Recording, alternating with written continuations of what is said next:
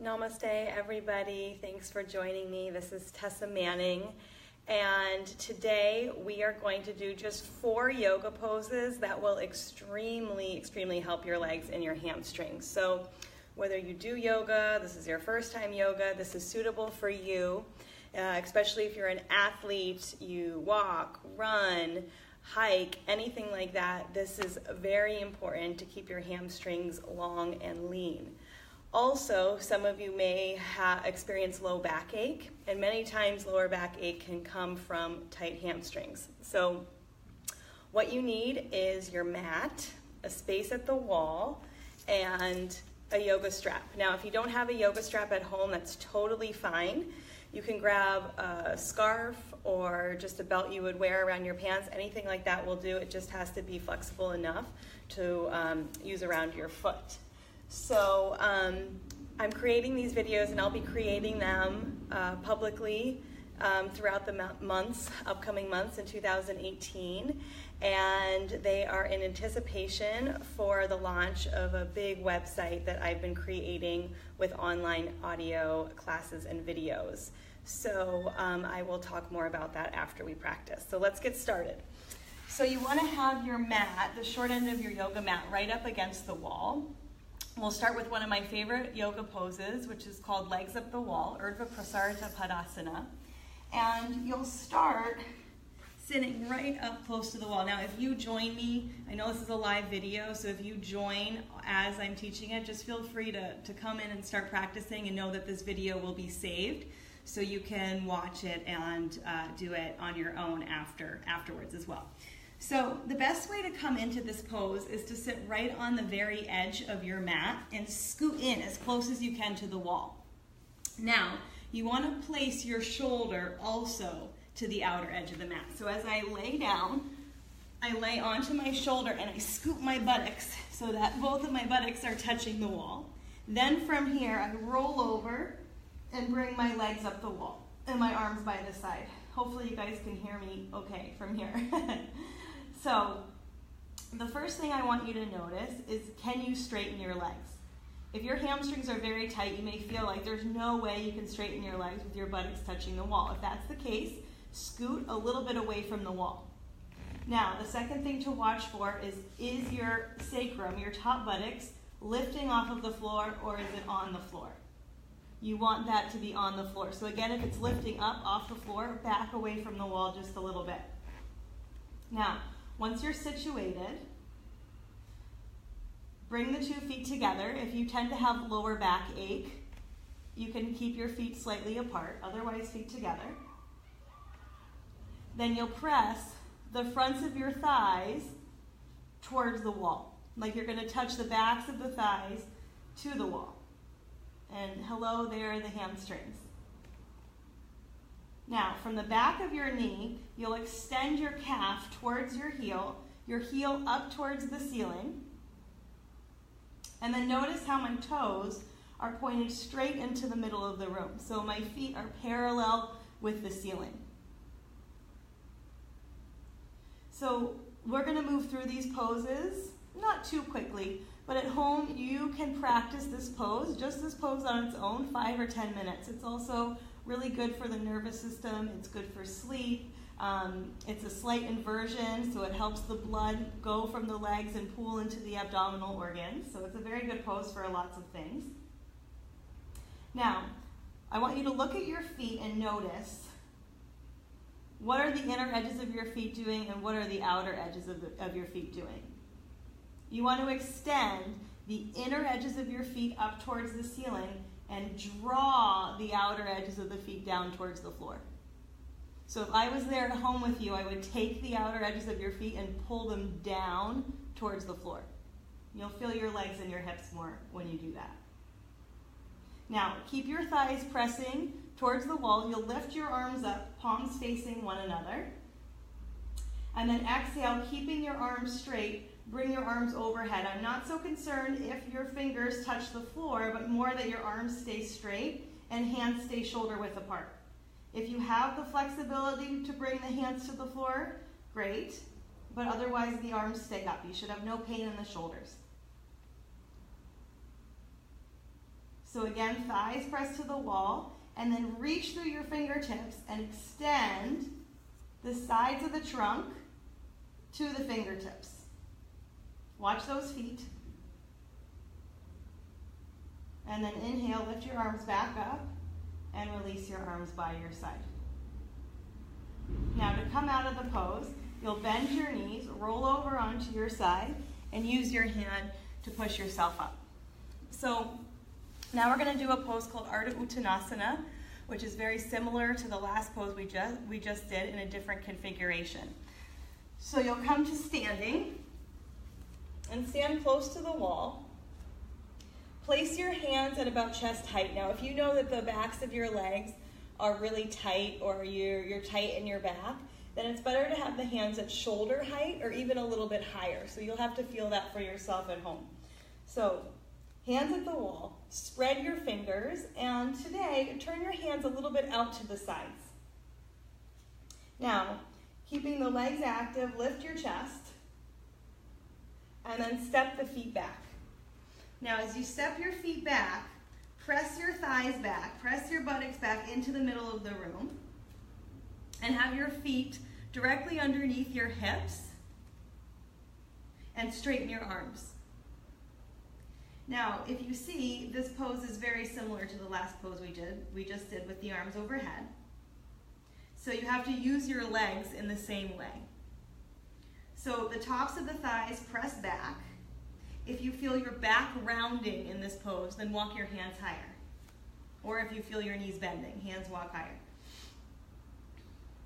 Now, as you press your hands into the wall, press your thighs into the middle of the room. Then look towards the wall to come up and just stand facing the wall. Now we'll repeat that pose again. Hands at the wall, spreading your fingers, turning your palms out slightly, chest lifting, and then step back again, Ardha Uttanasana, feet underneath the hips. Now look at your hands. Make sure the hands are on the same height on the wall. And again, okay, I was just talking about the whole thigh before, but now I want you to think of the root of the thigh, the very top of the thigh.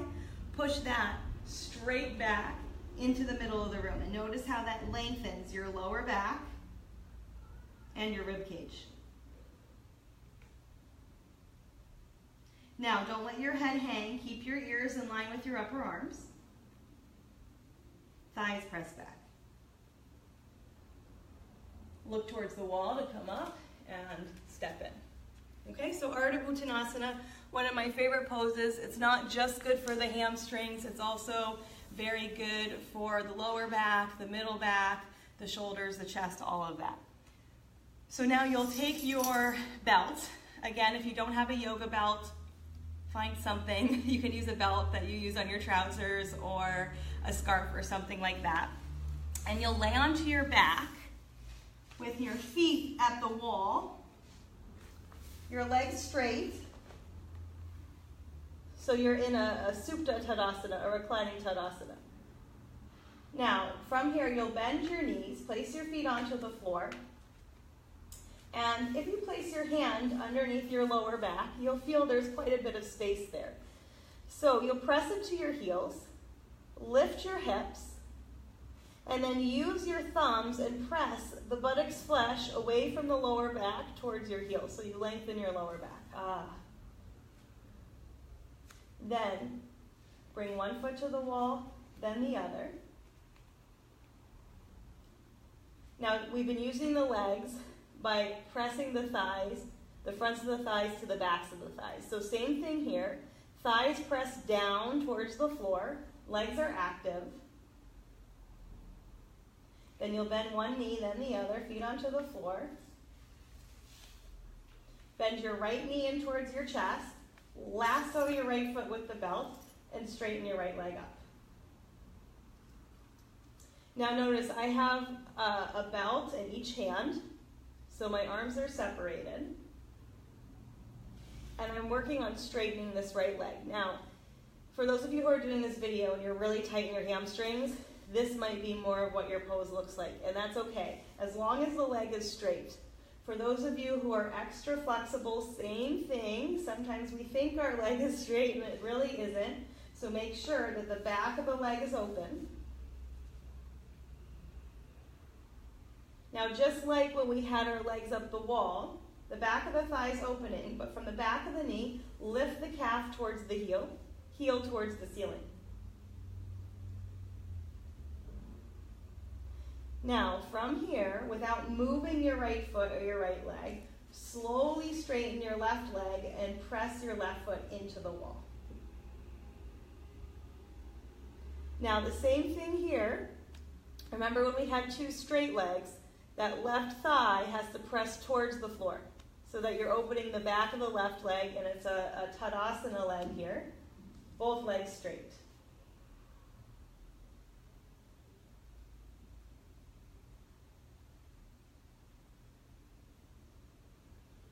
And then exhale and release. Bend both knees.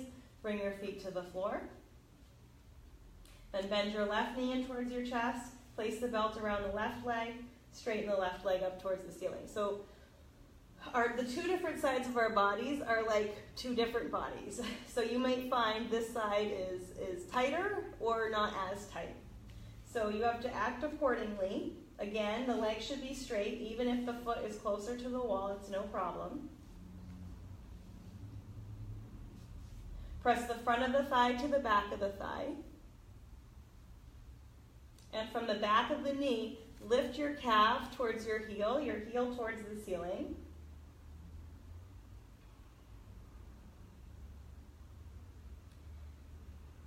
Now, without affecting the left leg, the left foot in any way, slowly straighten the right leg, press the right foot into the wall, and press your right thigh to the floor.